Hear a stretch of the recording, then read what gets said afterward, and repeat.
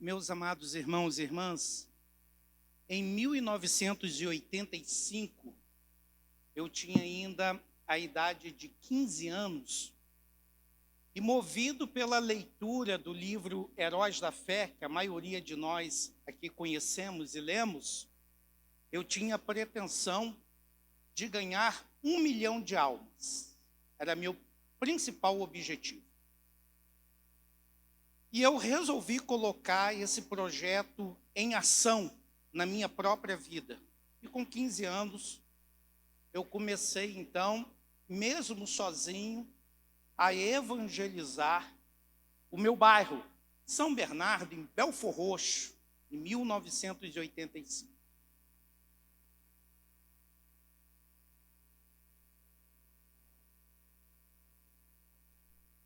E o meu desejo era poder ganhar almas para Jesus, e eu comecei a sair pelas ruas da minha cidade, do meu bairro, evangelizando. E pedi: Senhor, Espírito Santo, me dê uma prova que tu estás comigo nesse negócio. Num único sábado, eu ganhei 50 pessoas para Jesus. Saí no domingo para evangelizar de novo. Espírito Santo, prova que esse projeto vem de ti. Ganhei 25 almas para Jesus. No domingo à noite, as 75 pessoas estavam lá presentes. Naquele momento, no domingo, eu encontrei um senhor na evangelização que era um professor universitário das faculdades Abel, que ficava em Belfor Roxo, hoje um centro universitário. E ele começou a fazer-me algumas perguntas, e obviamente eu, com a idade de 15 anos, no ensino fundamental, não tinha, por conta própria, condições de responder a esse professor. E à medida que ele me perguntavam questões de ciência e como essas questões se relacionavam ao que a Bíblia dizia, eu lhe explicava palavra por palavra.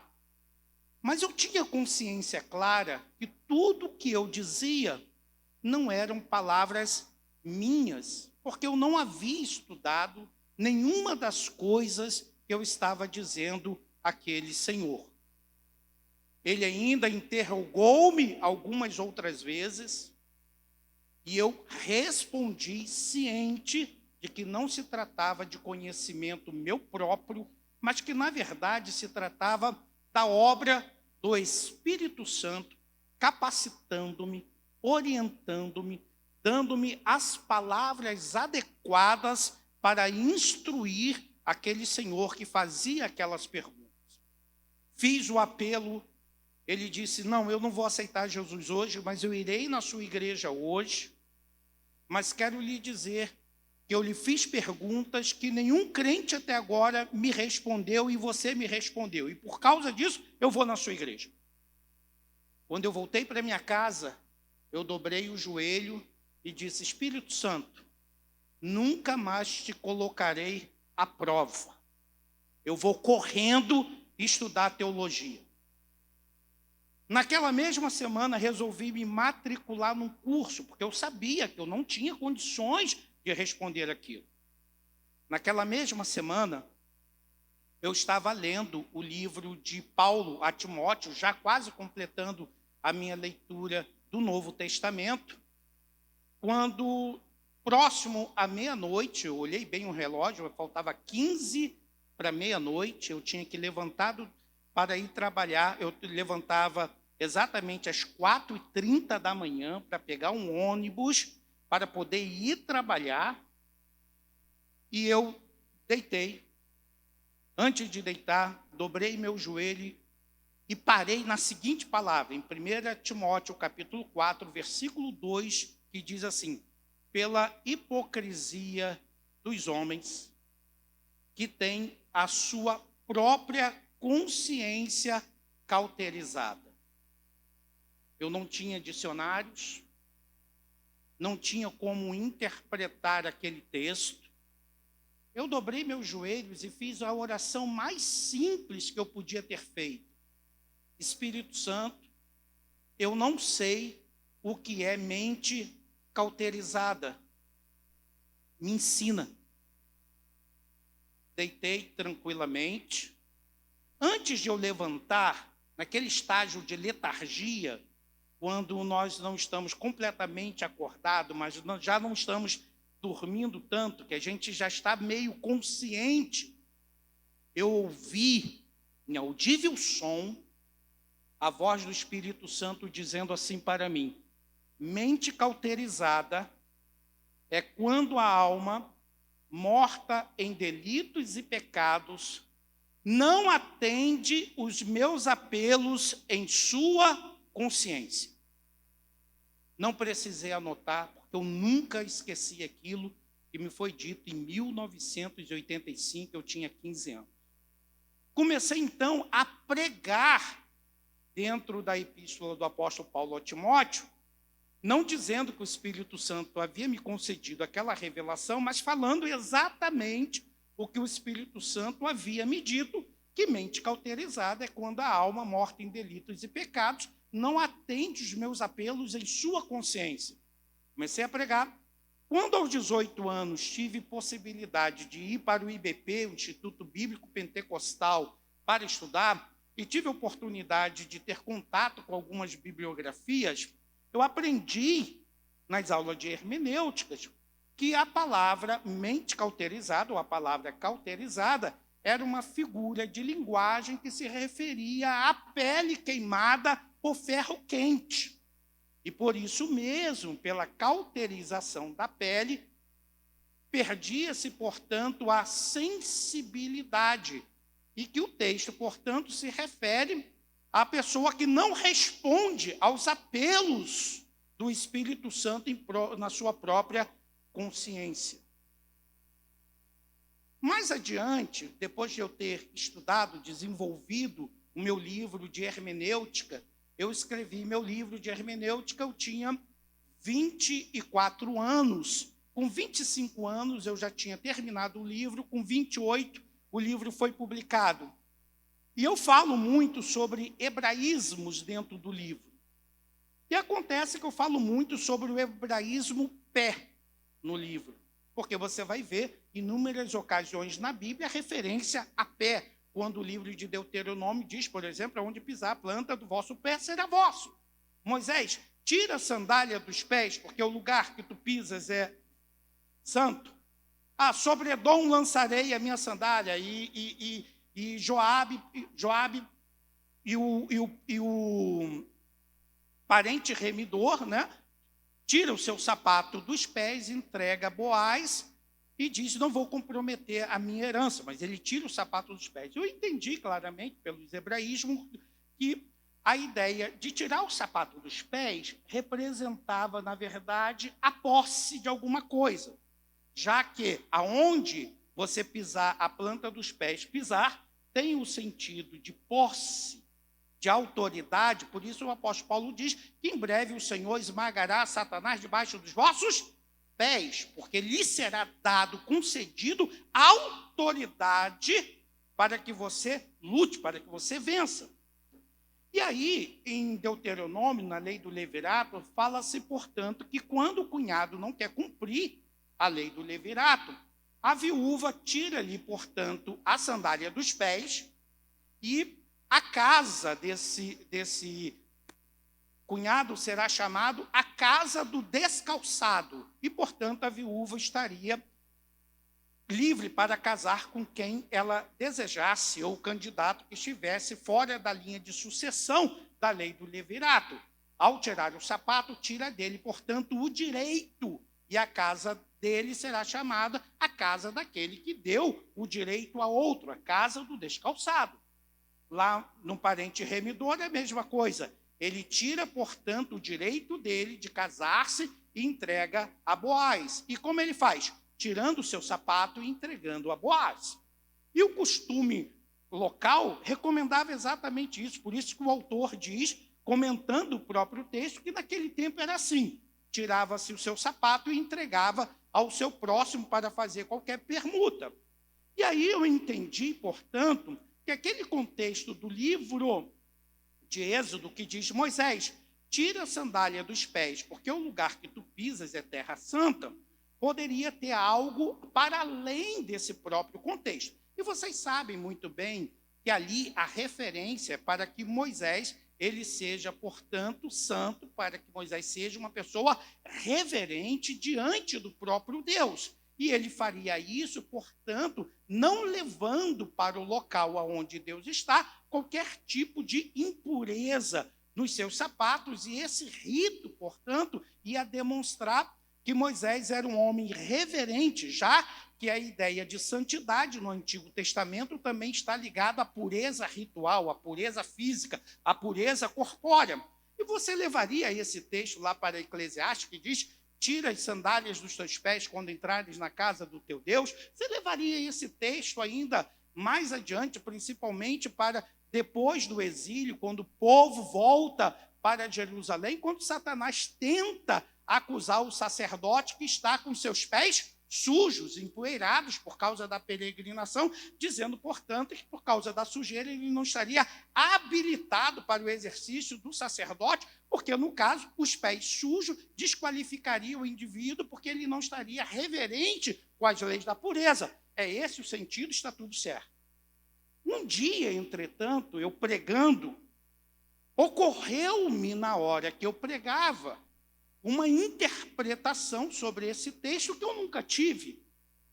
A ideia, quando eu fui pregar a respeito do nome de Javé no livro de Êxodo, trouxe-me, portanto, na hora da pregação, eu preparei exatamente o esboço, fiz o que deveria ter feito, o estudo em casa, a exegese do texto, fiz tudo o que deveria ser feito e fui, portanto, preparado para pregar, para ensinar como devia. Entretanto, enquanto eu estava pregando sobre esse texto, tira a sandália dos pés, porque o lugar que tu pisas é terra santa, veio-me, portanto, um outro conceito desse texto, que foi o seguinte: considerando que Estevão diz que Moisés era um príncipe do Egito, criado em toda a educação do Egito, um grande líder militar do Egito, considerando que o próprio Flávio Joséfo fala do requinte, da estratégia militar do próprio Moisés, por exemplo, na guerra do Egito contra a Etiópia, o próprio Joséfo diz que Moisés era tão preparado enquanto general que ele conseguiu vencer as anfisbenas, que eram as serpentes voadoras que haviam no deserto, que matavam o exército egípcio, e, portanto, os egípcios resolveram chamar o próprio Moisés para resolver o problema, porque Moisés era um grande estrategista. Isso é o que diz Joséfo. E aí eu pude entender, veja só, pregando, não me veio exatamente nada à mente daquilo que eu disse à igreja naquele exato momento. Eu disse, considerando isso, quando Deus chama Moisés e manda Moisés tirar a sandália dos pés, porque o lugar que ele pisa é terra santa, Deus estava não apenas dizendo a Moisés que ele tinha que ser reverente na presença de Deus, mas que ele tirasse as sandálias dos pés, que é um símbolo de desapossar de si próprio, de tirar o poder de si, o direito que você tem sobre alguma coisa, você tira e entrega o seu próximo, passando esse direito a outrem. E que quando Deus disse isso a Moisés, além de dizer a Moisés que ele deveria ser reverente, santo na presença de Deus, ele também deveria deixar de ser quem ele é para se tornar a pessoa que Deus desejava que ele fosse. Porque enquanto ele desejasse conquistar o povo de Israel por meio da sua estratégia de guerra, por meio do seu conhecimento militar, por meio do seu conhecimento entre os egípcios, ele, portanto, não estaria habilitado para ser o libertador que Deus desejava que ele fosse, porque não seria por meio do poder e estratégia de Moisés, mas seria por um ato da mão poderosa de Deus. Esse conceito, quando eu disse que Deus estava dizendo a Moisés, deixa de ser quem você é, com o símbolo de tirar o sapato, para ser a pessoa que eu quero que você seja, eu não tinha preparado. Eu entendi claramente para aquela ocasião, para aquele momento, que o Espírito Santo estava concedendo-me uma leitura, uma reflexão sobre o texto que os meus estudos até aquele momento não me havia concedido. Quando nós falamos, então, sobre hermenêutica do Espírito, quando falamos de hermenêutica pentecostal, é sobre isso que eu quero falar com vocês. E vocês sabem muito bem, talvez algumas pessoas podem ter ouvido o pastor Sóstenes falar um pouco ali dos meus títulos e achar que foi sempre assim. Muito pelo contrário. Como bom pentecostal, eu nasci dentro da margem social. Dentro da margem social, quer dizer, pobre, excluído, filhos de pais separados, criados em 2 orfanatos, cheio de problemas com a minha própria formação, cheio de débitos com a minha própria formação. E quando nós olhamos especificamente o grande sucesso de nós pentecostais, nós sabemos que a igreja cresceu, não foi diretamente pela capacidade de interpretação hermenêutica de nossa liderança, mas foi principalmente por obra e graça da ação do Espírito que lhes davam poder para testemunhar e interpretar a Bíblia. Conversei com um jornalista bem antigo do Mensageiro da Paz, que contou-me uma determinada história. Ele disse o seguinte para mim: Esdras, quando Gunnar Wingre esteve no Amazonas, Gunnar Wingre evangelizou, fez uma pequena comunidade de pessoas convertidas e ninguém havia sido batizado no Espírito Santo.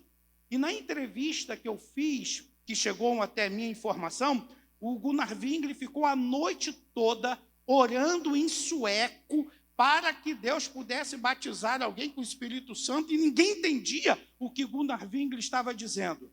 No dia seguinte, quando ele foi embora, ele tomou um irmão que sabia ler e disse: olha, como Jesus não batizou ninguém com o Espírito Santo, e você é o único que sabe ler, você será o pastor da congregação. E esse jornalista disse-me se é verdade ou não, mas ele não teria intenção de mentir, que naquele exato momento Deus batizou uma pessoa com o Espírito Santo.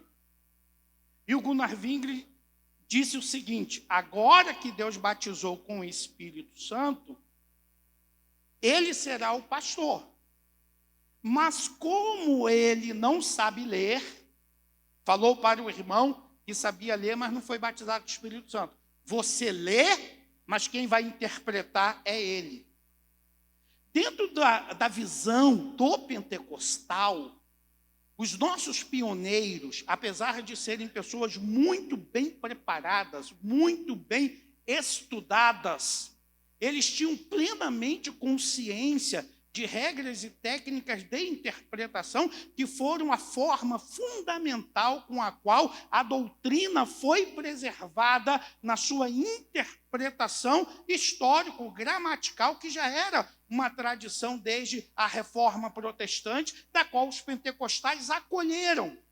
No entanto, nenhum deles nunca se fiaram na capacidade técnica somente para poder ensinar a Bíblia, mas principalmente nas palavras que o Espírito Santo concedia a cada um para o seu testemunho de poder.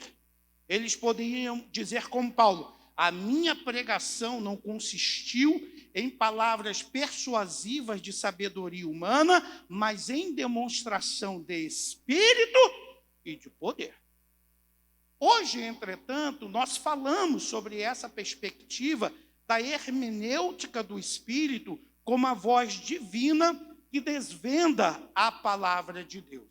Eu quero percorrer rapidamente aqui alguns caminhos. Primeiro, definindo o que é essa hermenêutica do Espírito. Depois, distinguindo a inspiração divina da iluminação que o Espírito Santo concede sobre o texto, os problemas que uma interpretação ligado à iluminação pode trazer se não estiver ligado ao contexto da palavra de Deus, e também como aparece a hermenêutica do Espírito no Antigo e como aparece a hermenêutica do Espírito no Novo Testamento e o que isso nos traz de lições para o nosso ministério e para a eficiência da nossa pregação e do nosso ensino. Então, imediatamente, nós podemos dizer que a hermenêutica do Espírito é a convicção de que o Espírito Santo, o autor divino da Escritura, é também o seu intérprete essencial, tornando a palavra viva e compreensível para o crente hoje. Essa hermenêutica do Espírito, portanto, se nós seguirmos as linhas dos grandes hermeneutas pentecostais, nós entendemos que esta hermenêutica do Espírito, ela não se opõe a um método objetivo para a compreensão do texto sagrado. Todos os hermenêuticas concordam um com os outros de que o pentecostal, ao interpretar a Bíblia, ele deve fundamentar a sua interpretação em alguns conceitos, que eu aqui vou dar o meu próprio. Primeiro, o mundo no texto. O que seria, portanto, o mundo no texto? É o mundo que o próprio texto apresenta na sua narrativa. Por exemplo, você possui a narrativa do machado que flutua com a oração de Eliseu. Você tem um mundo no texto, aquilo que o texto narra, aquilo que o texto apresenta, a história que o próprio texto narra. Você tem um mundo no texto e ali você possui o que claramente? Você possui uma reforma que é feita, um machado que é emprestado, um machado que afunda, uma oração, o machado que flutua. É isso o mundo no texto. É a própria história, é a própria narrativa. É aquilo que o mundo que o texto apresenta, o próprio mundo no texto. É a própria narrativa. Depois você tem o mundo do texto.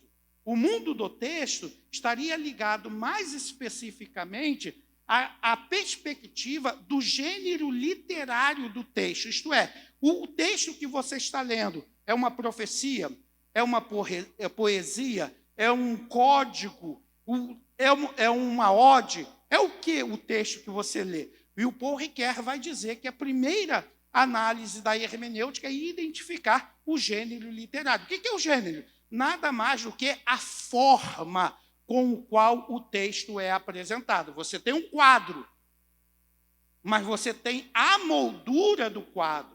O quadro é o quadro com o seu desenho, mas a moldura, ele segue a forma. O texto, o quadro, segue a forma, a sua moldura. O gênero literário, portanto, é a forma, a moldura. O conteúdo é o próprio quadro. Então, todo o texto da Escritura, ele tem a sua moldura, que nós chamamos de gênero. Cada gênero tem a sua própria forma de interpretação. Se você for ler a poesia bíblica, ela tem o seu próprio recurso para ser interpretado. Se você for ler uma narrativa histórica, ela tem a sua própria estrutura para ser interpretada, suas próprias normas. Se você for ler uma fábula, como a fábula de Jotão, onde as árvores se reúnem, os espinheiros, os carvalhos, para julgarem e elegerem quem reinará sobre elas, essa fábula, ela tem a sua própria narrativa e ela tem a sua própria moldura, que é a fábula. Então, ela tem a sua própria característica. Esse é o mundo do texto, que você precisa entender. Veja, o mundo no texto, que é a própria narrativa, a história contada, o mundo do texto. Quando fala de mundo do texto, dentro da passagem que nós falamos de Eliseu, o mundo do texto, ele apresenta uma questão muito importante, que se trata de uma narrativa de milagre. Por que uma narrativa de milagre? O autor tem como propósito mostrar que o Deus do Antigo Testamento era um Deus de milagres, confirmando a expressão que está em Êxodo: vos tirei da terra da servidão com mãos fortes, com sinais e maravilhas. A ideia, portanto, do texto é mostrar que a palavra por detrás da palavra do profeta é uma palavra divina, e Deus, portanto, mostra o seu poder, ligando especificamente a ideia de que Deus opera milagre por meio do profeta. Esse é o mundo do texto. Agora, tem o mundo atrás do texto. O que seria, portanto, esse mundo atrás do texto? Preste só atenção nisso, é o seu próprio contexto histórico, a sua própria contextura, aquilo que está por detrás do texto. Vamos pensar, por exemplo, que um pensamento positivista, racional, lê um texto como esse e diz o seguinte: esse texto só é verídico, só é verdadeiro se um ferro pudesse flutuar. Mas pelas evidências, um ferro, ele não flutua, ele afunda. Essa é a mentalidade racional, positivista.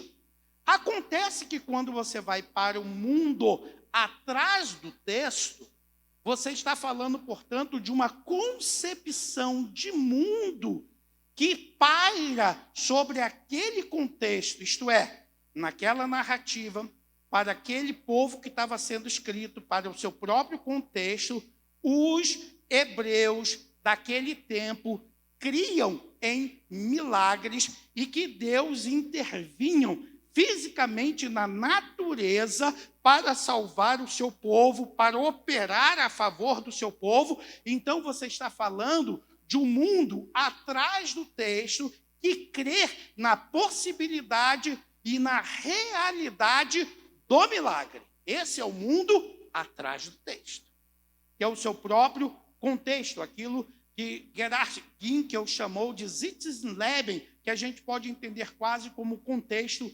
vivencial daquela passagem. Eles criam, a visão deles de mundo era uma visão na qual Deus operava milagres e que aquilo que era sobrenatural estava, portanto, dentro do planejamento de Deus. Não era, portanto, algo impossível, não era, portanto, algo estranho, que Deus próprio intervisse na natureza para realizar um grande milagre. Isto é o mundo atrás do texto. E, além do mundo atrás do texto, tem um mundo agora à frente do texto, que é o próprio leitor. Esse texto tem o mundo no texto, que é a sua própria narrativa histórica, o mundo do texto, que são as características literárias, gramaticais que pertencem a esse texto, o mundo atrás do texto, que são as cosmovisões que estavam ligadas à época, o entendimento, o pensamento, as ideias e conceitos e realidades, o contexto vivencial daquele texto, e agora o mundo na frente do texto. Quem é o mundo da frente do texto? O leitor. Você que lê o texto. Como, portanto, um texto que foi escrito há milênios se identifica com você? O que esse texto apresenta para você dentro do seu próprio contexto e dentro da sua própria realidade? Se você pensar exatamente como nós pentecostais pensamos, por exemplo, lá no curso de doutorado, um determinado padre perguntou para mim: Esdras, você é daqui, por que vocês pentecostais só pregam no Antigo Testamento? Eu disse assim para ele: não, primeiro que é um equívoco, que nós pentecostais pregamos toda a Bíblia, de Gênesis a Apocalipse. Esse é o primeiro ponto. O segundo ponto, que nós gostamos de pregar no Antigo Testamento, porque nós pentecostais cremos que as mesmas operações que Deus fez no passado, Ele faz também no presente. E quando nós pregamos qualquer milagre do Antigo Testamento, nós atualizamos esse milagre, nós vivenciamos esse milagre, nós colocamos esse milagre como uma possibilidade hoje, e não apenas como uma evidência do passado. Então, nós pregamos nos milagres porque nós cremos nos milagres. Nesse caso, portanto, o mundo atrás do texto, que é o leitor pentecostal, ele entende que o povo de Israel foi contra o animismo da antiguidade, o politeísmo da antiguidade, mas o povo de Israel, na Bíblia, não desmistificou o mundo. O mundo continuou para o povo de Israel no Antigo Testamento e para a igreja no Novo Testamento, um mundo mistificado. Por isso se fala em anjos, por isso se fala em demônios, por isso se fala em intervenção por meio da oração, que não está ligado a aspectos do mundo físico, mas do mundo espiritual, do mundo sobrenatural. Nós, pentecostais, quando lemos, portanto, o texto, nós cremos nessa mesma realidade cosmológica que o texto apresenta. Se o Antigo Testamento Deus operou milagres, Deus também opera milagres hoje. O mundo atrás do texto, que somos nós pentecostais, cremos na mesma operação de milagre. Quando o texto fala que Jesus expulsou demônios, nós cremos literalmente que se tratava, portanto, de espírito maligno, apesar das discussões da origem desse espírito, mas nós cremos na existência de espíritos bons, de espíritos maus. Os bons nós chamamos de anjos pela Bíblia e de maus nós chamamos de demônios, e que não estão limitados apenas àquilo que a gente chama de anjos e demônios, mas possuem as suas próprias hierarquias. Aquilo que o apóstolo Paulo falou sobre tronos, sobre potestades, nós cremos da mesma forma, porque o mundo da leitura do pentecostal não foi desmistificado como a modernidade tensionou. Por exemplo, a modernidade, como se fala, ela simplesmente é a palavra desencantou o mundo. Então, quando nós lemos a Bíblia, nós pentecostais, que somos imbuídos, cheios de fé, nós falamos de um mundo que é o mundo da Bíblia, que não foi modificado pela modernidade. A modernidade, pelo seu positivismo, pelo seu racionalismo, procurou desencantar o mundo, desmistificar o mundo, colocando, portanto, as questões espirituais ou sobrenaturais como sendo, portanto, questões da antiguidade, antes da ciência, quando, então, não havendo explicações científicas, atribuir às forças da natureza vários tipos de poderes, como, por exemplo, tensiona o Freud na sua obra Futuro de uma Ilusão, falando do desencanto do mundo e como as pessoas, portanto, procuram encantar esse mundo para se apropriar de uma paternidade divina por conta do abandono do seu próprio pai ou da sua própria família.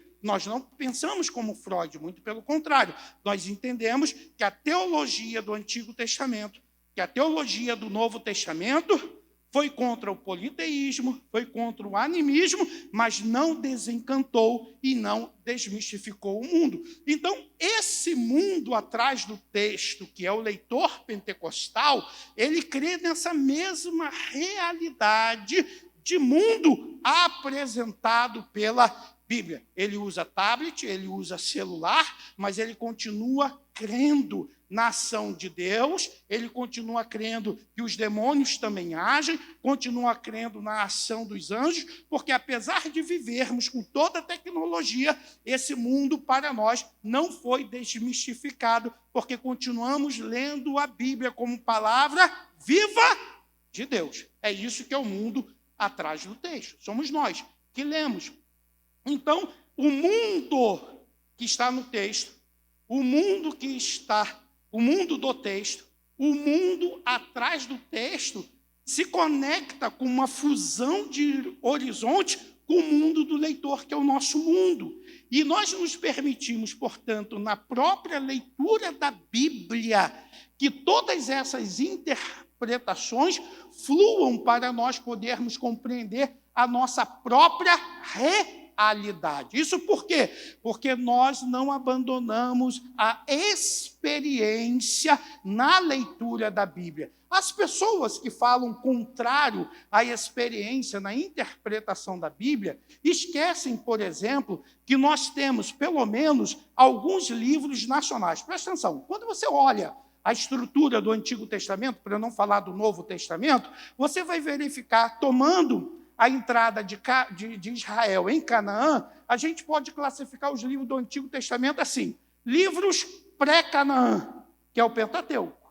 Eles preparam o povo para a entrada na terra prometida. Esses livros, eles são o quê? Nacionais. Ele não cuida especificamente de indivíduos, mas eles cuidam de uma nação. Livros em Canaã, que são 9, que são os livros que vai de Josué até Crônicas. Esses livros, portanto, ele apresenta como o povo esteve dentro e obedecendo a lei na terra prometida. Eles são livros em Canaã. Esses 9 livros em Canaã soma-se a outros que nós temos ali, o Esdras, Neemias e Esther, que são livros da repatriação pós-Canaã.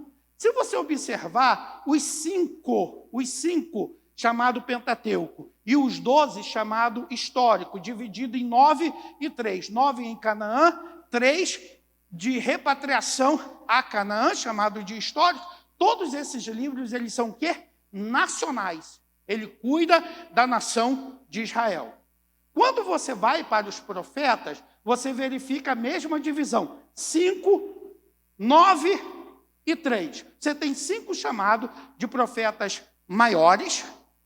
Depois você tem 12 chamados de profetas menores.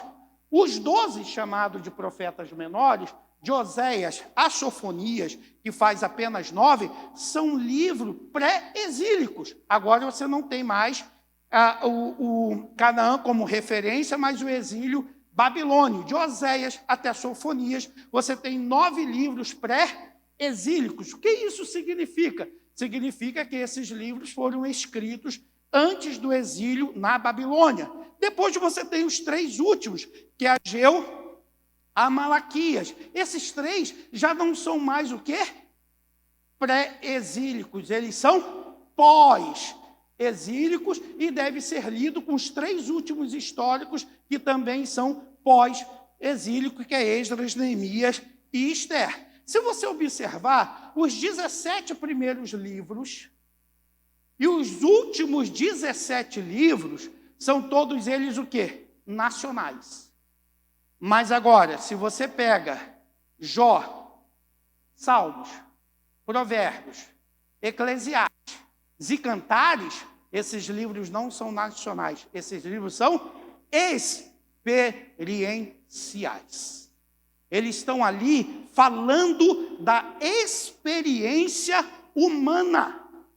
E o próprio livro de Salmo é dividido em 5 livros, correspondendo cada um dos seus 5 livros a cada um dos livros do Pentateuco. A ideia de quem compôs o livro chamado Salmo é representar que, assim como Deus deu a Israel os 5 livros da lei, os hebreus deram a Deus os 5 livros dos Salmos. E o que esses livros tratam? Do coração humano, da experiência humana, da angústia humana, do louvor humano. Você não tem ali referência a um povo, você tem ali referência do indivíduo dentro do seu problema, dentro do seu complexo. Você pode ver o drama de Jó, que não é um drama nacional. Você pode ver o drama do salmista, que não é um drama nacional. Você pode ler o drama de Asaf, quando pergunta por que os ímpios prosperam. Nós não estamos falando de alguém que está falando por uma nação, de alguém que está falando por um indivíduo. É tanto que o próprio Cristo se apropria daquilo que nós chamamos de salmo messiânico, quando na cruz ele diz: Deus meu, por que me desamparaste? Ele toma, portanto, a aflição do próprio salmista e faz dessa aflição sua própria aflição e toma essa oração como sendo a sua própria oração, como nós também tomamos essa oração, fazemos nossa, e esse louvor também como somos nosso, porque nós nos apropriamos desse conceito de existência, porque aquele sofrimento universal também nos diz alguma coisa em nossa experiência humana. E você observa, você pode entender então que a Torá, que nós chamamos de Pentateuco, ou poderia ser melhor entendida como o livro das instruções, porque a palavra Torá quer dizer mais instrução do que lei, ela é dirigida como sabedoria ao povo hebreu. Mas o livro de Jó, ou os livros sapienciais, que tem alguns nos Salmos e compõem Jó, também Provérbios e também Eclesiastes, se você perceber, esses livros chamados sapienciais falam de uma sabedoria, mas não de uma sabedoria que se dirige ao povo, à nação judaica, mas de uma sabedoria que é universal, porque se relaciona a todo homem, tanto que o próprio Jó nem judeu era. E a sabedoria, portanto, desse livro, em relação à angústia cosmológica que se apresenta diante do indivíduo de uma pessoa, é agora, portanto, a experiência individual de cada um que não é judeu.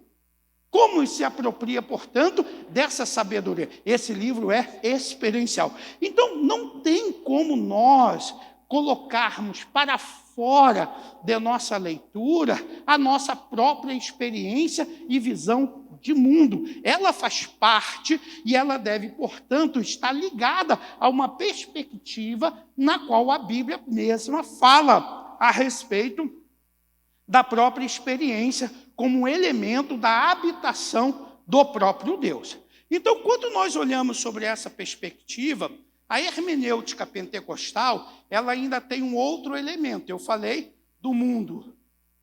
Quem é que lembra? Eu falei do mundo no texto, falei do mundo do texto, falei do mundo atrás do texto, falei do mundo à frente do texto, não é isso?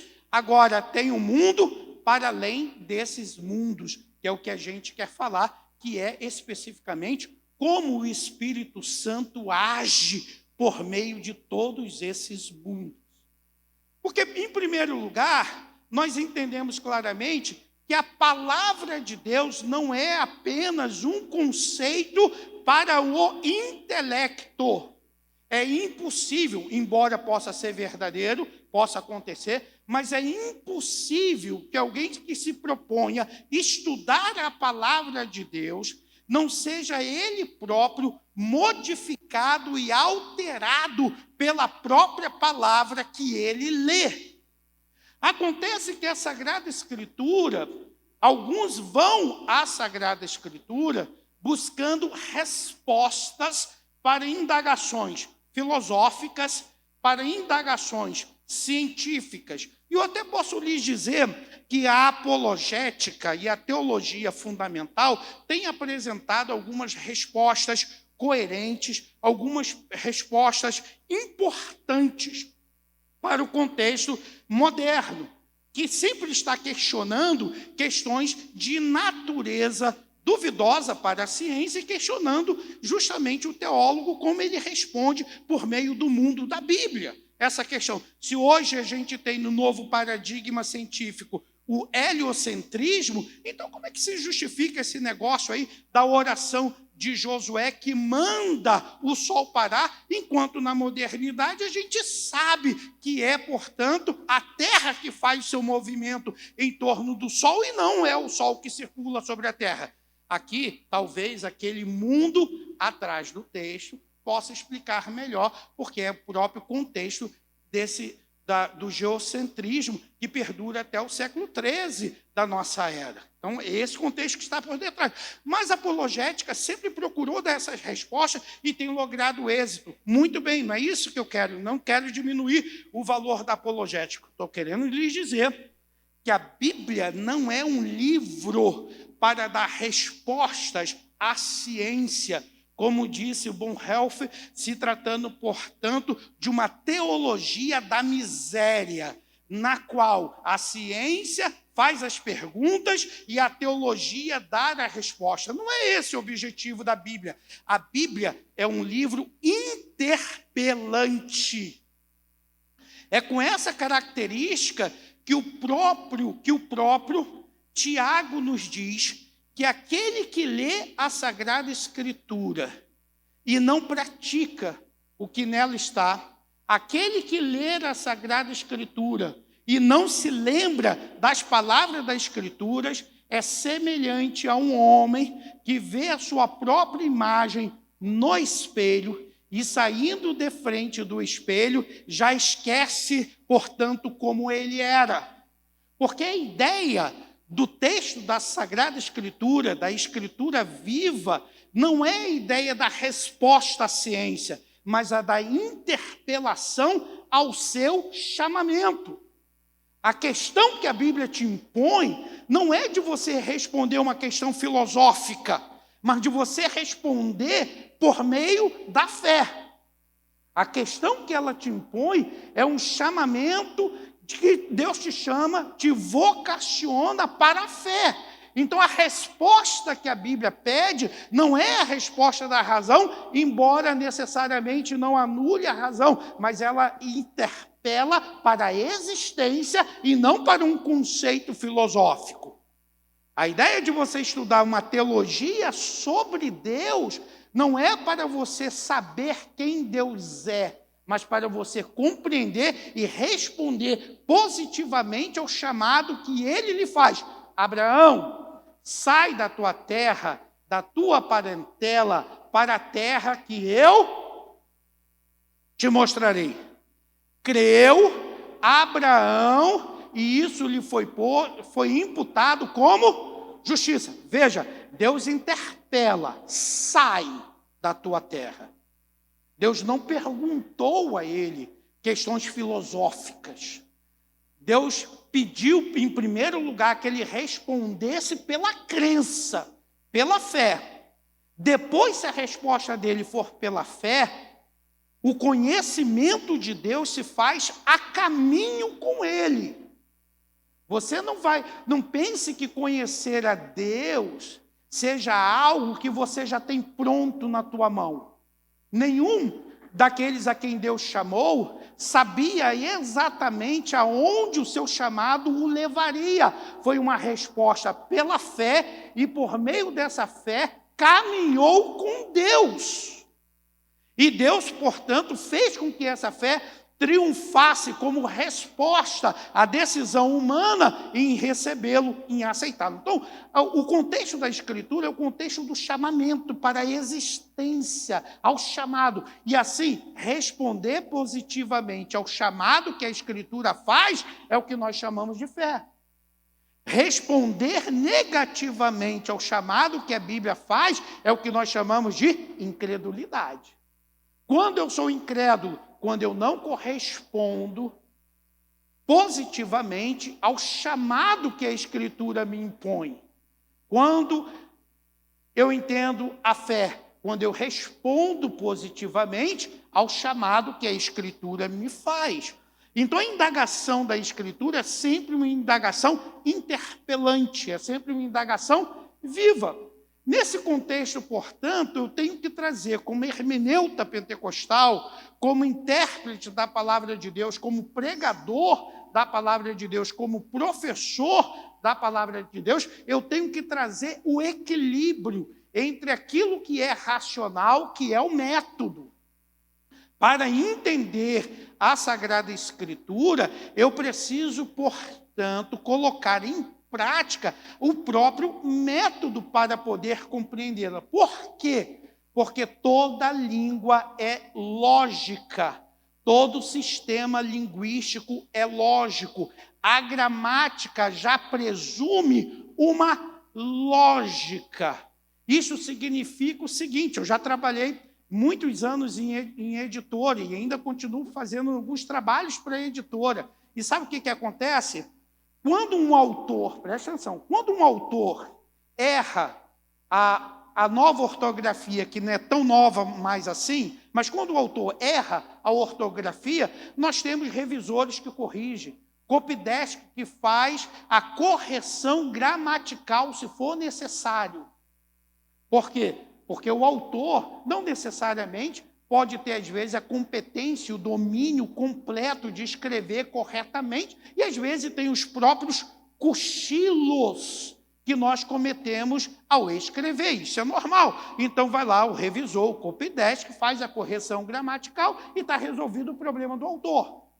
Entretanto, o problema é quando o autor não consegue transmitir a sua própria ideia, porque não existe lógica naquilo que ele está falando, porque ele não conhece a própria ordem da escrita, a própria lógica da escrita, e o que ele escreve não tem transição, não faz sentido, porque a própria gramática ela já possui o quê? Uma lógica interna. Então, quando você vai ler o texto da Bíblia, você precisa necessariamente, já que você lê numa tradução em português, você precisa seguir as regras normativas da língua na qual a Bíblia foi traduzida, para que você siga esse método.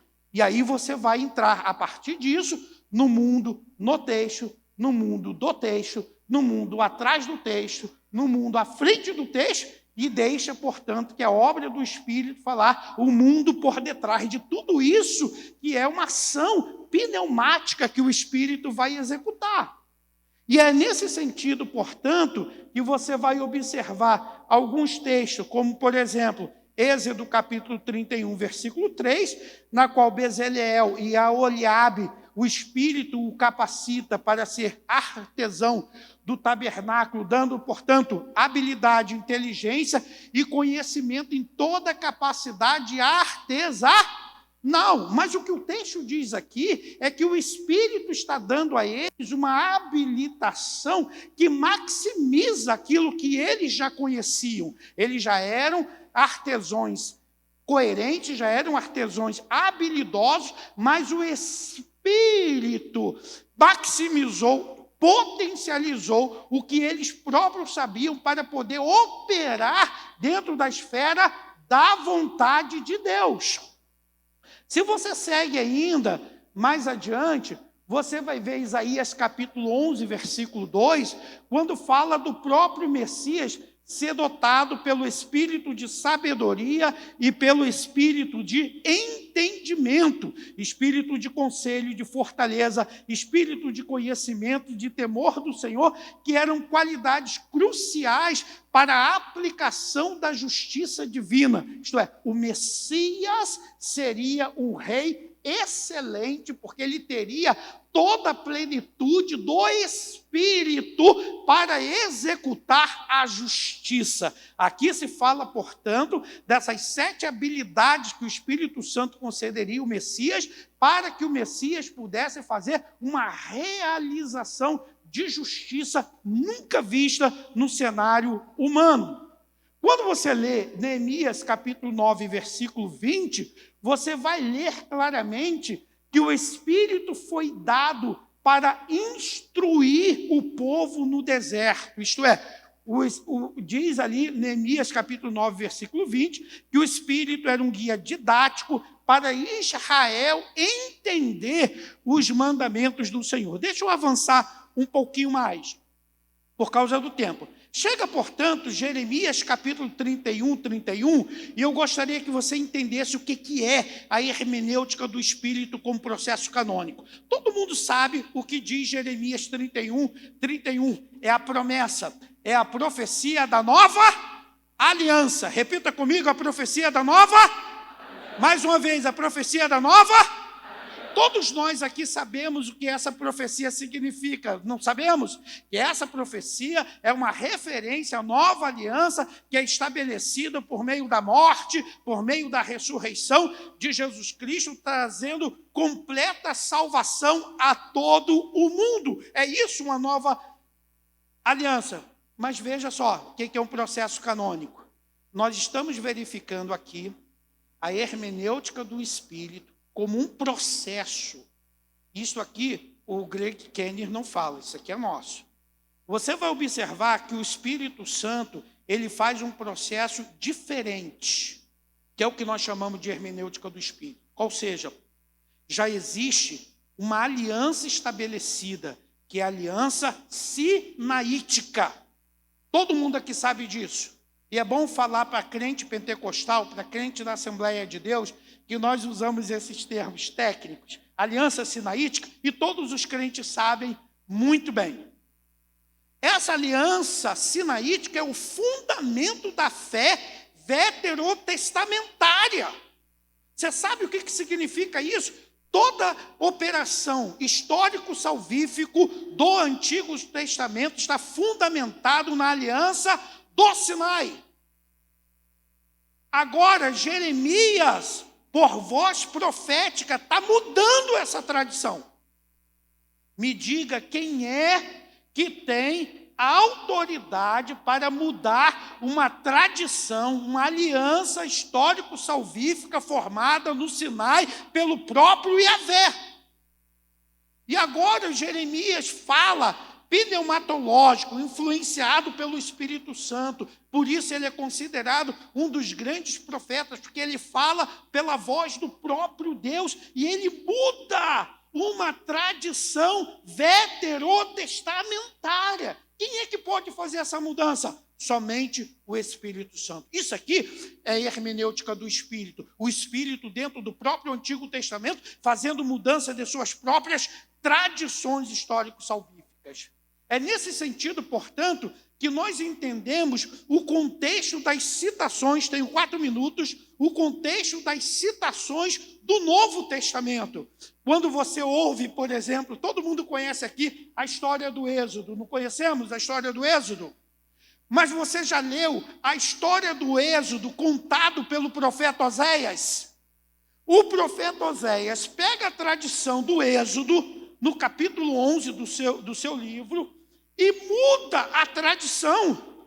Ele diz, portanto, que a tradição do Êxodo do passado não é o verdadeiro Êxodo de Israel. Que o verdadeiro Êxodo de Israel está lá na frente, no futuro. Leia Oséias, que você vai verificar que ele muda a tradição do Êxodo, dizendo que o verdadeiro Êxodo de Israel não é o Êxodo que está no capítulo 12, mas é o Êxodo que está lá na frente com o novo Moisés. É aí que o próprio Mateus, quando vai fazer a narrativa da infância de Jesus, que Jesus, juntamente com a família, vai fugindo para o Egito, o que ele diz? Para que se cumprisse o que fora dito pelo profeta: do Egito chamei o meu filho. O que o próprio Espírito Santo está falando por meio de Mateus? Que o êxodo profetizado por Oséias tem o seu cumprimento ali. Que o novo Moisés, que agora se apresenta, é o próprio Cristo menino que está ali, que inicia o novo êxodo do povo de Deus. Há um novo êxodo, e esse êxodo, o verdadeiro Moisés, é o próprio Jesus Cristo, que começa o êxodo da redenção para todo mundo, e não apenas para 12 tribos salvíficas em Israel. Aqui eu tenho, portanto, o quê? Uma hermenêutica do Espírito. É o Espírito que usa Moisés, que usa Oséias, mudando e apresentando que a tradição vetusta lá do livro de Êxodo agora está lançado para frente com um novo Êxodo e um novo Moisés. É por isso que João vai começar sempre as suas epístolas falando, o seu evangelho falando sobre o quê? A lei veio por Moisés, mas a graça e a verdade vieram por meio de Jesus Cristo.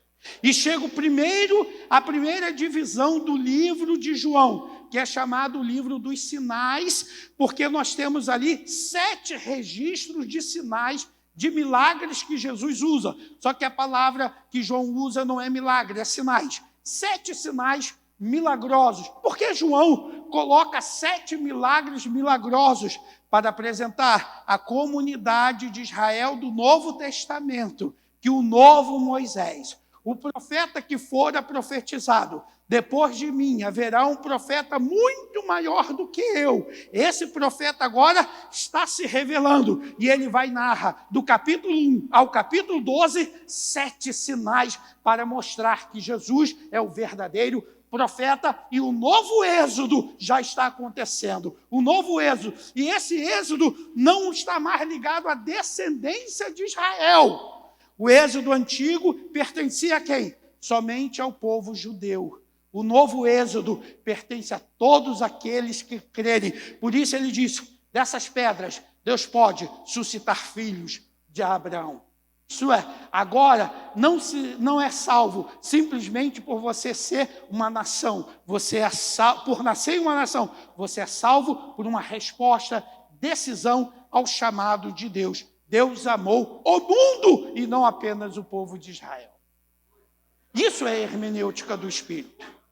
Isso, portanto, é a própria ação do Espírito Santo, mudando as próprias tradições da Sagrada Escritura. E esse tipo de hermenêutica do Espírito, somente o Espírito Santo tem, porque somente o Espírito Santo poderia mudar uma tradição vetusta do Antigo Testamento, dar nova configuração a essa profecia na vida de Cristo e também dos apóstolos. Que Deus vos abençoe em Cristo Jesus. Muito obrigado, pastor, pela...